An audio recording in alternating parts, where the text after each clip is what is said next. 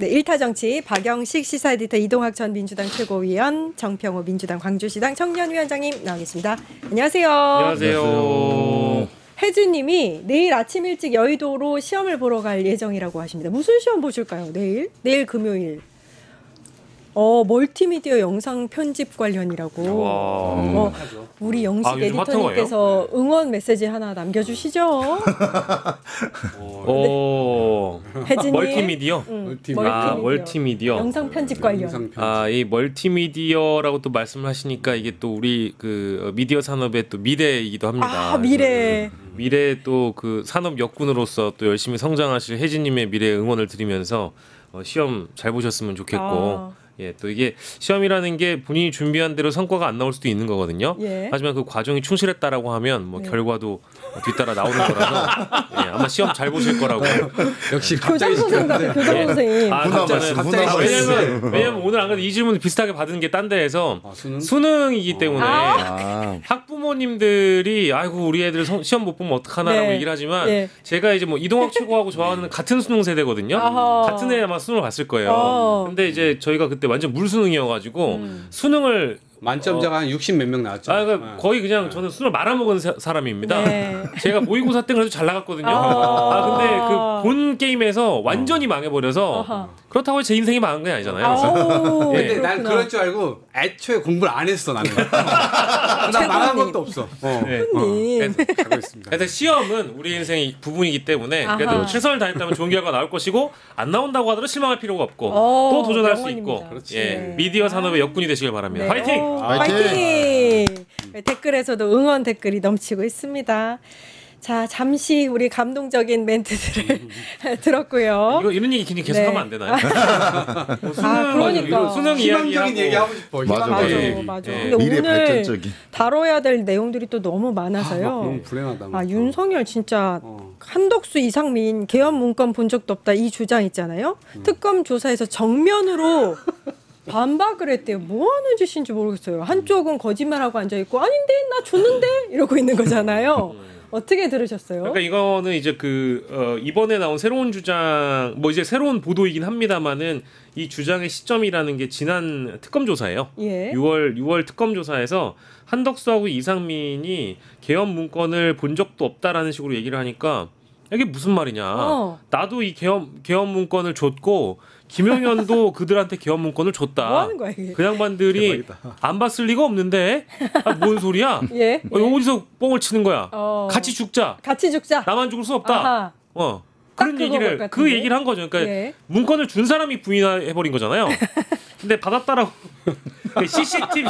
CCTV 나오기 전 시점에 아니야 나 줬어. 그러니까 우리는 CCTV를 이미 확인을 했기 때문에 그들이 그 어떤 정황적인 가능성은 이미 우리가 다 알고 있지만 이때 그 특검 조사 시점이 CCTV 공개 훨씬 이전이에요. 올해 6월인가 7월 때 윤석열이 조사를 특검에서 처음 받을 때 이 한덕수와 이상민이 부인을 했던 내용을 이제 특검 쪽에서 물어보니까 아닌데? 나는 보여줬는데? 우리 용현이도 보여줬는데? 이렇게 얘기를 한 거죠. 그 얘기가 나온 거예요. 나는 진짜 윤석열 이 캐릭터 뭐야? 뭐야 이거 뭐야? 이판사판이야 뭐야? 나만 죽을 수 없는 거지. 같이 죽어야지. 이렇게 나온 거죠. 그렇죠. 아니 자기를 위해서 거짓말을 일정 부분 하고 있었던 사람들인데 그 사람들이 진짜 다 그냥 자폭을 해버린 거야. 정말 성격 나오는 거죠. 그러니까 이게 윤석열의 주장 그런 거죠. 이제 뭐 한덕수와 이상민은 우리는 이제 아예 가담하지 않았거나 그냥 일정 부분만 협조했을 뿐이다라고 주장을 해왔는데 윤석열은 아니야 적극적으로 가담한 우리 패밀리야라고 주장을 한 거예요. 어떻게 될까? 주요 임무 종사자 라고 하는 것하고 그다음에 완전히 이제 아예 종범, 주범 아예 이렇게 이제 되는 것에 따라서 형량이나 이런 게 조율될 여지가 있는데 지금 윤석열은 다 끌고 들어가고 있는 거예요. 지금. 다 끌고 들어가고 있어. 다 같이 죽자. 이거 못 벗어날 것 같은데 웬만하면. 왜냐하면 현직일 때도 대통령이 뭐 말 한마디 하면 이 사람들 찍소리도 못했던 사람들이잖아요. 이제 자기 운명이 걸려 있는데도 당연히 찍소리도 못할 거예요. 왜냐하면 지금 저는 윤석열이 갑자기 진실을 얘기하고 있는 게 아닌가 하는 생각이 크게 드네요. 이건 진실의 원래 입만 가능성이. 벌리면 거짓말인데. 그러니까. 이거는 거짓말이 아닐 것 같다는 생각이 듭니다. 근데 왜 이렇게 하는 거라고 보세요, 최군님? 이 사람 원래 전략이 없는 사람이잖아요. 그냥 자기 기분 내키는 대로 하는 거지. 기분 내키는 대로다. 어떻게 보세요? 희한하네. 아니 그 자중 질환이라고 하잖아요. 예? 같은 편끼리 제가 봤을 때 싸움이 난 거고. 아. 그리고 아까 최고님이 말씀했던 것처럼 전략이 없는데 저희가 분석을 하니까 저희만 스트레스를 받는 거라니까요. 아니 그냥 저 사람들은 뭐야 같이 해놓고 왜 갑자기 와서 발빼 이씨 너희도 당해봐라 그냥 이런 아하. 굉장히 유치한 마음에서 시작된 이 썰전이지 않는가. 근데 이게 결론은 자기들이 자기들 무덤을 파고 있고 이게 현실이었고 이게 사실이었지 않을까 싶습니다. 제가 봤을 때는. 근데 이게 그러니까 이 문건을 받느냐 안 받느냐가 왜 지금 윤석열에게 중요해졌냐면 국무회의가 제대로 열렸냐 안 열렸냐의 전제 조건이에요. 그러니까 문건도 안 보고 나는 듣지도 못하고 대답할 뭐 의견을 낼 그 기회도 없었다라고 주장을 하는 데에 대해서 아니야 나 문건도 주고 국무회의 제대로 열렸어. 요걸 하려고 지금 말한 게 아닌가라는 생각이 들어요. 네, 맞는 말씀이시죠. 예. 이거는 이제 그동안 이상민 쪽이나 뭐 혹은 한덕수 쪽이나 이제 여타 국무위원들 중에는 이제 전격적으로 가담하거나 적극적으로 가담했다라고 우리가 추정만 했다가 CCTV가 공개된 이후에 뭐야 이거 한덕수하고 이상민은 뭐 그냥 대놓고 가담한 거잖아.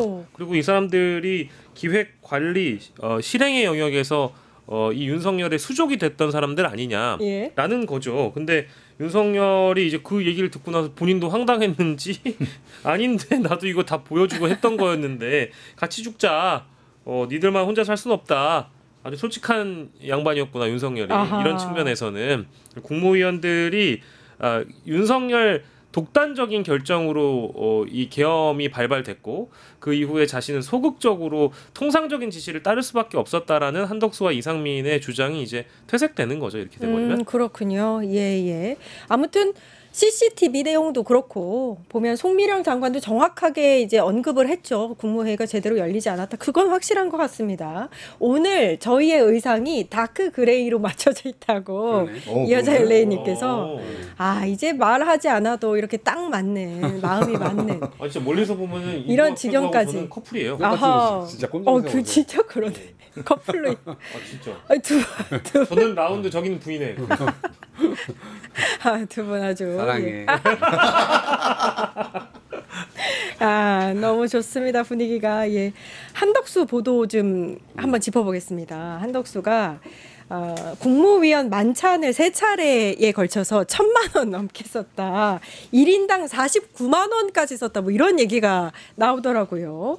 그러니까 총리 공간에서 호텔 5성급 호텔 케이터링 서비스를 받았다. 이래도 되는 겁니까? 아니 윤석열 정부에서 무슨 건전재정 얘기나 하지 말지. 맞네. 건전재정. 무슨 예산을 뭐 R&D 비용 막 5조 원 깎아버리고 뭐 무슨 허리띠 졸라매겠다 뭐 하겠다 뭐 말이나 하지 말지. 쥐들끼리 밥 먹는데 이렇게 쓴다는 게 말이나 돼요? 제가 볼 때는 의심이 좀 들어요. 실제로 이걸 먹었겠느냐 그게 아니고 아는 지인 사업체 가가지고 그냥 몰아준 거 아니에요? 1,000만 원 막 쓰고 이런 거? 그 호텔. 네. 원래 호텔을 굉장히 좋아한다고 들었는데. 네, 근데 제가 잘 아는 사이인가? 뭐 한덕수 부인도 어디 호텔 제가 얼마 전에 갔는데. 왜 작게 말하세요? 저 지나가다가 갔는데. 지나가다 자주 출몰한다고 하더라고요. 그런데요? 네, 그렇군요. 비싼 호텔이었거든요. 저는 지나가다가 봤습니다. 예. 근데 의혹이고. 약간 이제 그런 거 같은 거예요. 그러니까 우리가 이제 뭐 보통 그냥 삼겹살집에서 먹고 뭐 이런 게 아니고 여기 딱 아주 그냥 스페셜한 곳에서 국가 예산을 세금을 이렇게 그냥 제끼는 그러한 모습을 볼 때 앞과 뒤가 진짜 완전히 다르구나. 위선적으로. 국민들한테 돌아가야 될 돈들은 전부 다 뭐 아껴야 된다는 미래 세대를 위한다는 등 뭐 갖가지 그냥 온갖 이유를 붙여가지고 했지만 결국 뒤에서는 이러고 있었다는 게 이게 근데 안 드러날 거라고 생각 안 했을 텐데 어떻게 이렇게 대놓고 했지?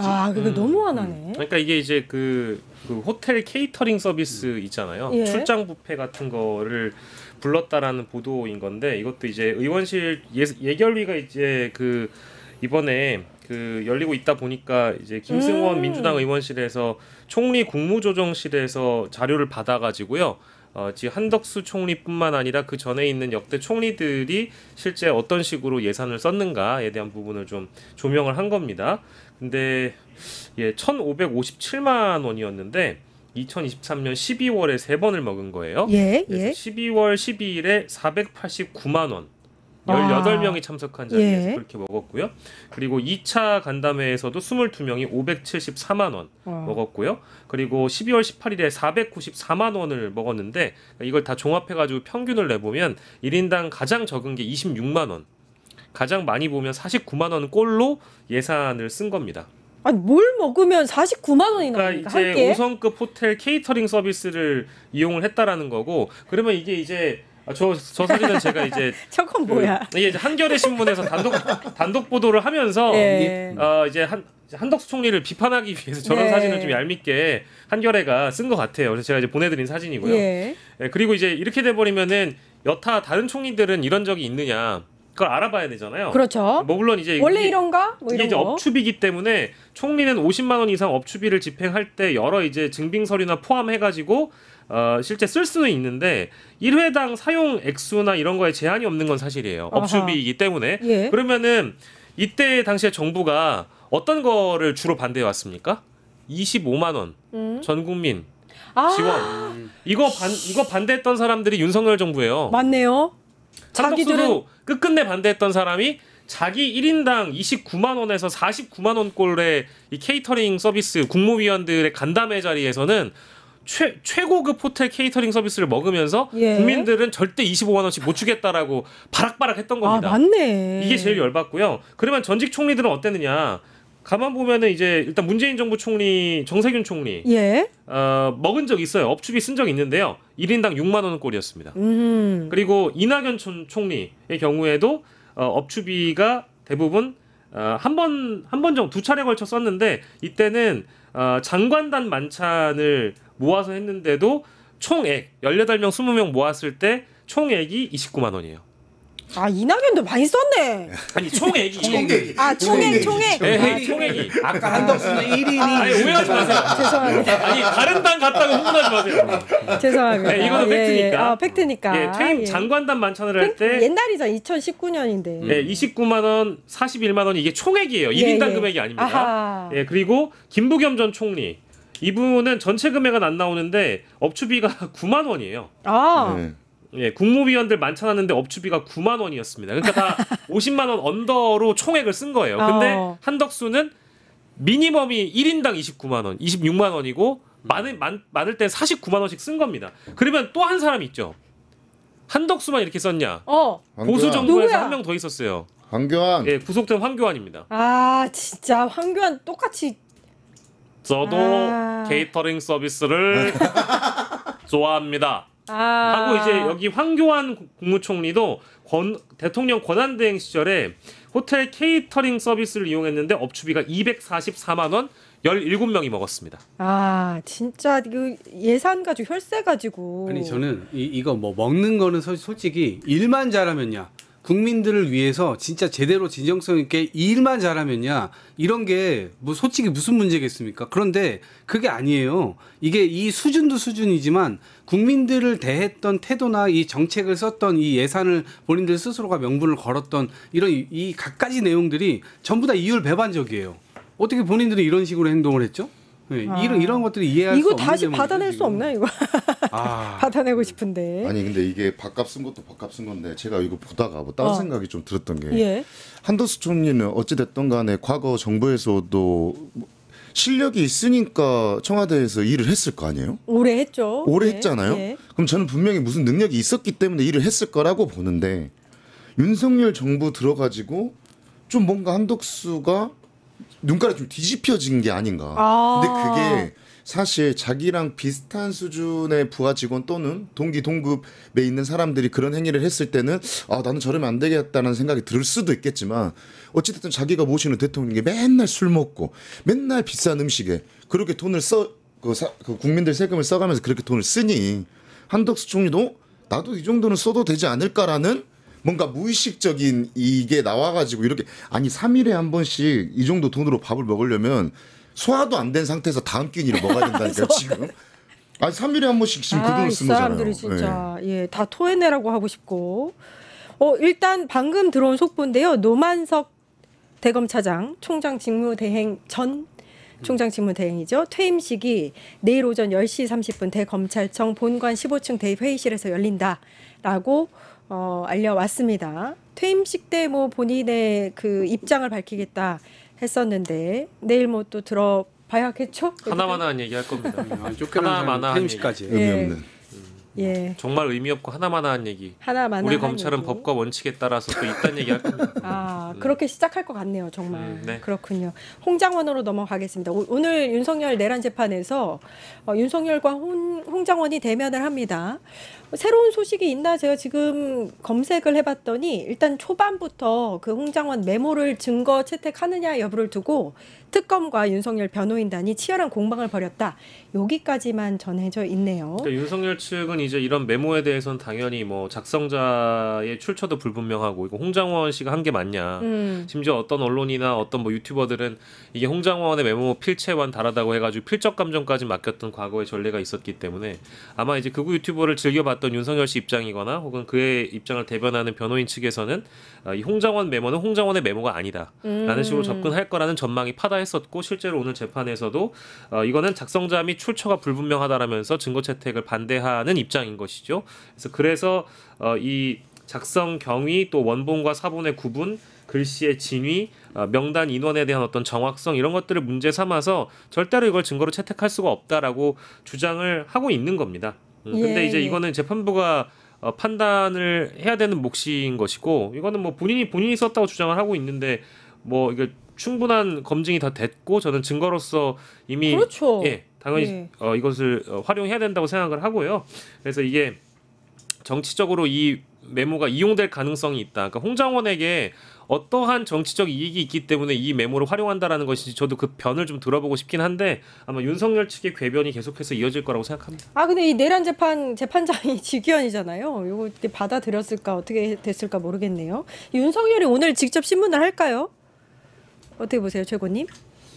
직접 하겠죠. 그러니까 헌재에서도 그랬잖아요. 헌재에서도 본인이 이 부분과 관련돼서는 뭔가 상대방의 진술을 오염시키기 위해서 굉장히 많이 노력을 했는데 저는 이제 와서 지금 본인이 지금 한덕수, 뭐 이상민, 뭐 김용현 다 끌어안고 자폭하고 있는 마당에 이제 와서 홍장원을 공격한다고 해서 본인의 이게 되살아날까요? 되살아날 수 없다 봅니다. 최근에 송미령 장관이 그 재판장에 나가가지고 윤석열이 이렇게 얘기했다는 거 아닙니까? 막상 해보면 별거 아니야. 이렇게 얘기했다는 거 아닙니까? 그럴 의도를 정확하게 갖고 있었고 상대방을 물리력으로 압살하려고 몰살시키려고 했었던 바로 그 행태 자체가 본인 스스로가 이제 걷어들일 수 없는 상황이기 때문에 그리고 홍 전 차장의 증언을 이거 헌재에서도 인정을 한 바 있잖아요. 그래서 이거 재판부에서도 저는 신빙성 있게 볼 것이고 상식적인 수준에서 보는 국민들이라면 그날의 긴박함 속에서 정확하게 뭐 예를 들면 기억이 100이 나지 않고 한 98 정도가 난 걸 가지고 그 2의 차이를 가지고 공략하는 거다라고 모두가 다 인식할 겁니다. 그래서 그건 완벽하긴 굉장히 어려울 텐데 그나마 일관되게 진술을 하고 있다는 점에서 홍 전 차장의 어떤 신빙성이 훨씬 더 크게 받아들일 거라고 생각합니다. 저 오늘 재판에 조금 기대를 하고 있는 게 곽성은 전 사령관도 흔들림 없이 계속해서 증언을 했잖아요. 홍장원 1차장도 그럴만한 인물이거든요.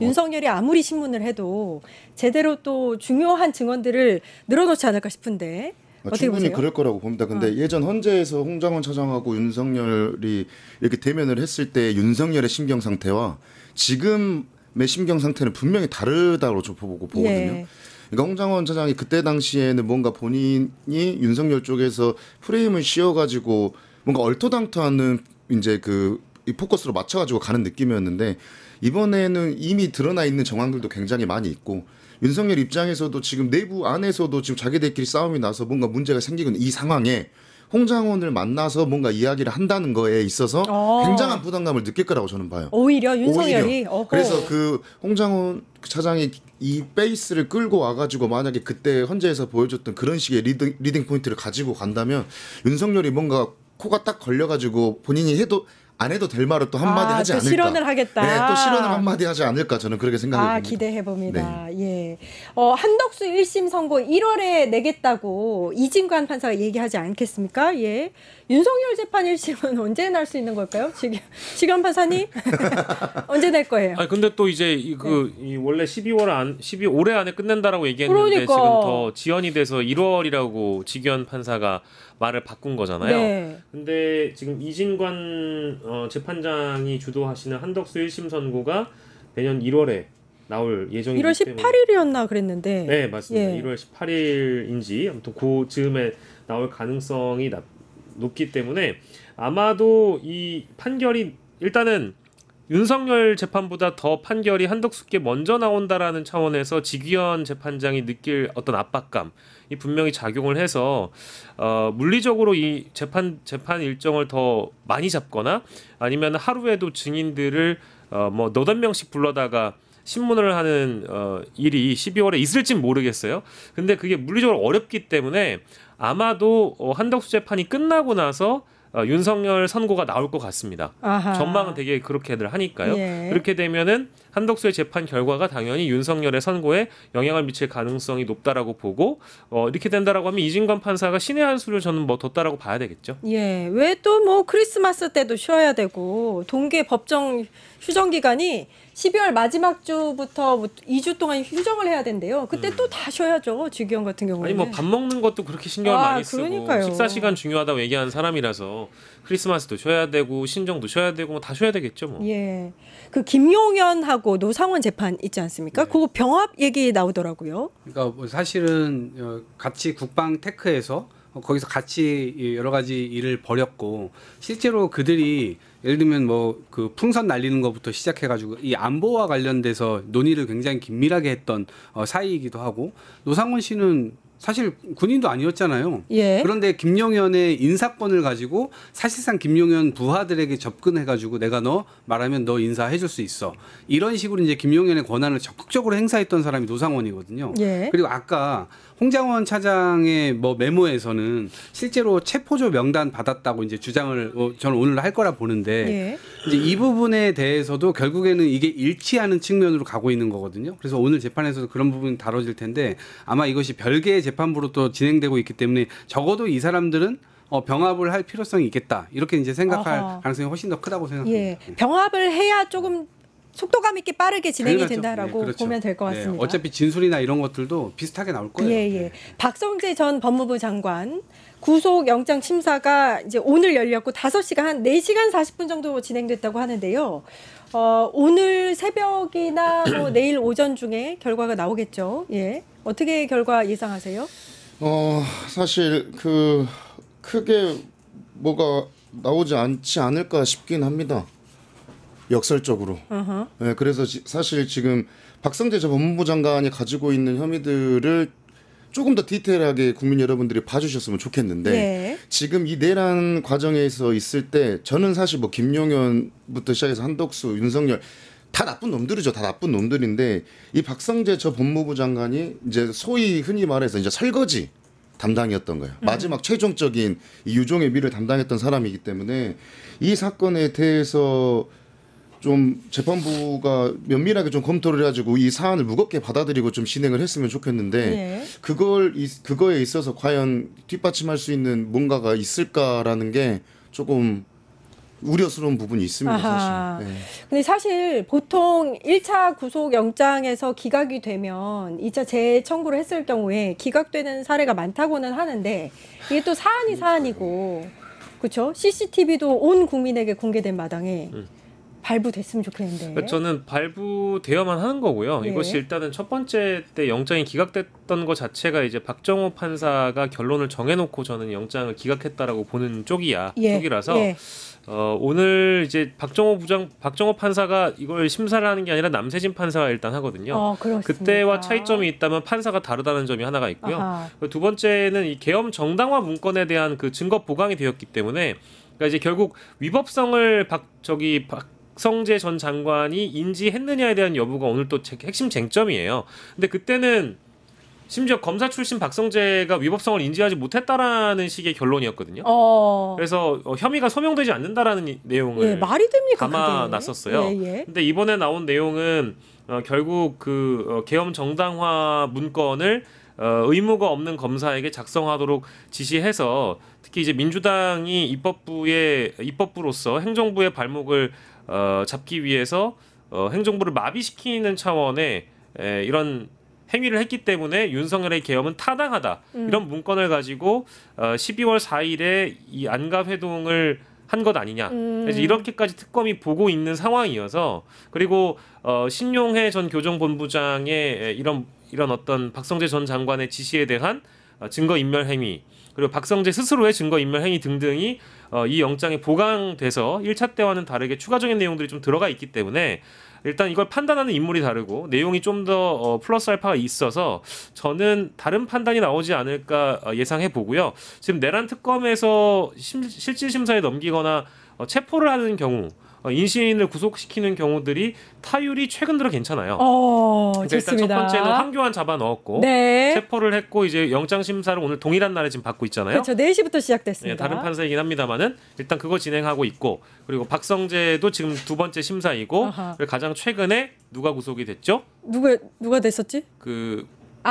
조태용이 이제 구속이 됐기 때문에 이게 일련의 흐름들을 우리가 본다라고 한다면 사법부도 이제 이런 것들을 많이 인식을 하고 있을 거고 저는 뭐 지금 최근에 들어서 뭐 이게 대통령의 지지도와 연결시키고 싶은 마음은 많이 없지만 만약에 대통령의 지지도가 막 30% 선에 머물러 있다라고 하면 아마 사법부가 그 행정부나 입법부를 굉장히 우습게 봤었을 거예요. 근데 지금 에이펙 정상회의 이후에 벌어지고 있는 어떤 국민들의 여론이 이 내란 진압과 종식에 대해서 전폭적으로 지지하는 분위기가 이어지고 있을 뿐더러 게다가 또 최근에 준사법부라고 부르는 검찰과의 갈등 관계 속에서 이 검찰의 반응이라는 걸 국민들이 공감을 하지 못하고 있는 상황이기도 해서 사법부 스스로도 굉장히 긴장하고 있을 겁니다. 지금의 여론의 그 각도라는 게 맨 처음에는 국회와 사법부의 어떤 갈등 양상에서 다시 국회와 검찰의 갈등으로 지금 좁혀지고 있잖아요. 근데 만약에 사법부 쪽에서 기각을 또 때려버리면 이게 검찰과 같이 묶여서 법조 집단 전체가 국회와 국민들과 갈등을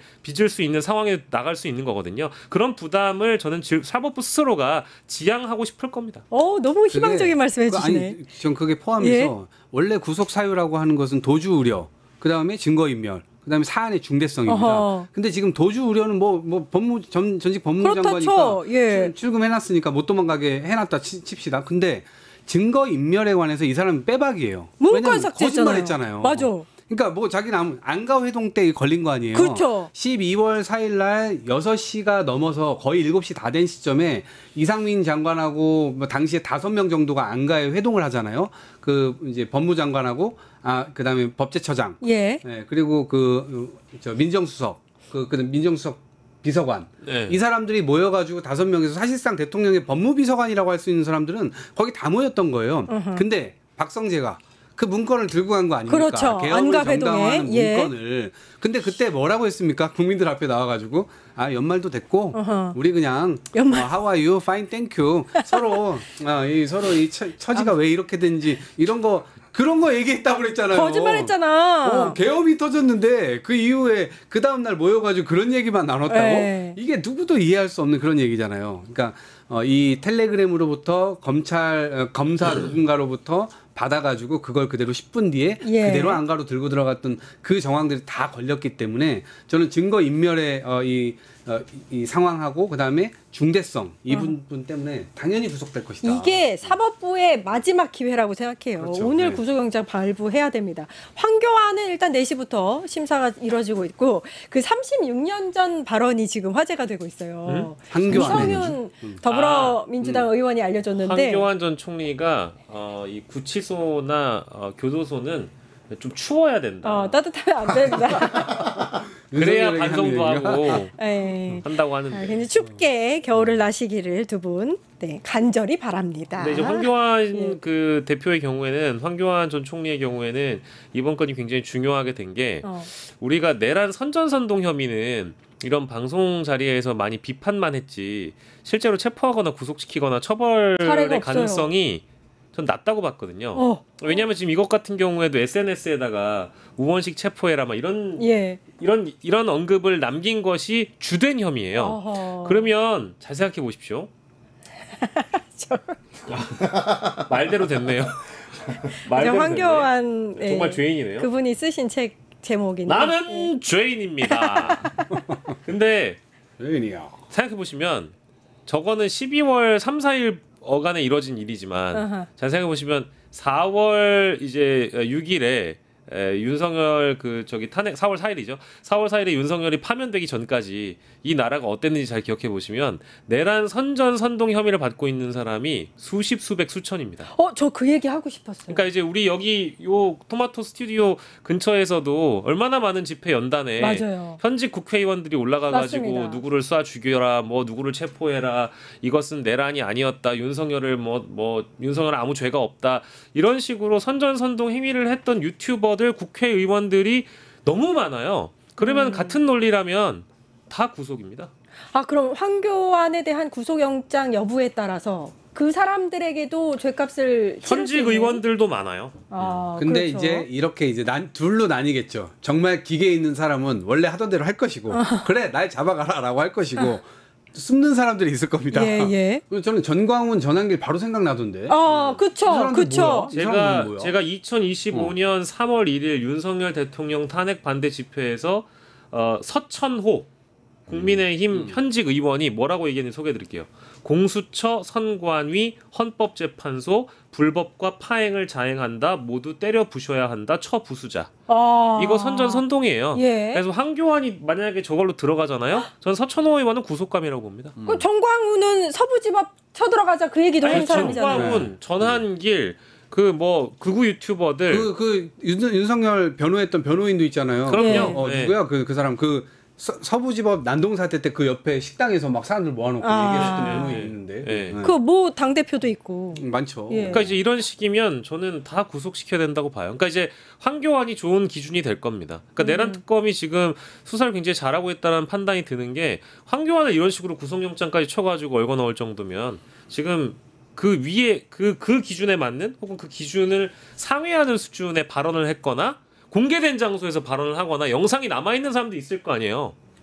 그 사람도 그냥 둘 겁니까? 처벌받아야죠. 그러니까요. 처벌했으면 설레와 판례가 중요할 것 같아요. 한마디 하시죠, 위원장님. 너무 오래 입을 다물고 있어요. 너무 조용히 있었나요? 아니 광주 와가지고 그 휘저었던 그 천여 명의 그 외지인들. 아니 근데 이게 버스 대절해 갖고 와서. 그리고 광주에서도 에디터님 말씀하셨던 대로 이게 지금 선례가 되고 판례가 돼가지고 이거와 관련돼 있는 사람들을 처벌할 수 있는 분명한 기준이 저는 필요하다고 보는데, 전한길이 최근에도 그 말 했었잖아요. 그 이재명 지지자들. 진짜 그 사람 진짜 거꾸로 매달아야 되고 이렇게. 진짜 제정신이 아닌 것처럼 보였어요. 사람이 눈깔이 뒤집어가지고. 제가 항상 전한길을 개빌스라고 표현을 하는데, 전한길은 언젠간 자멸할 겁니다. 제가 이거 장담하는데 그 사람은 스스로 자멸할 사람이에요. 장담 안 하셔도 자멸할 것 같아요. 근데 저쪽 집단들은 입만 열면 거짓말하는 사람들이라 오늘 또 거짓말했더라고요. 전한길. 뭐라고 했나요? 내가 언제 그런 말을 했었냐? 그래요? 네, 그 영상에 다 있구만. 시의상 내가 표현하는 것들이 그런 의도로 말을 한 것은 아니다. 라고 또 말을 해요. 그러니까 입만 열면 거짓말이고 입만 열면은 갖다 붙이는 것만 하는 놈들이기 때문에 쫄보. 쫄보예요, 쫄보. 황교안 저거 보고 지금 본인이 쫀 거예요, 지금. 유튜브로 다 있는데 지금. 유튜브에 다 있는데 유튜브에서 또 그 말을 했어요.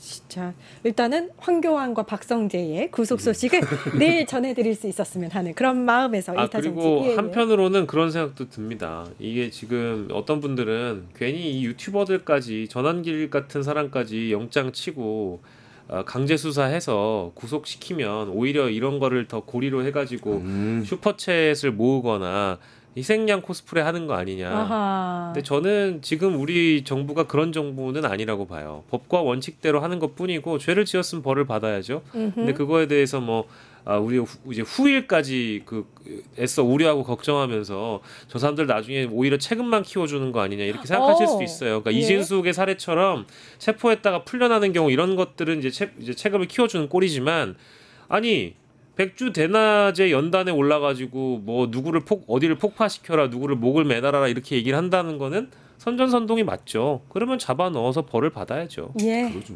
알겠습니다. 1타 정치 여기까지 하겠습니다. 박영식 시사 에디터, 이동학 전 민주당 최고위원, 정평원 민주당 광주시당 청년위원장님 고생하셨습니다. 감사합니다. 감사합니다. 네, 저는 내일 오후 4시 50분에 다시 찾아뵙겠습니다. 함께해 주신 여러분 감사합니다.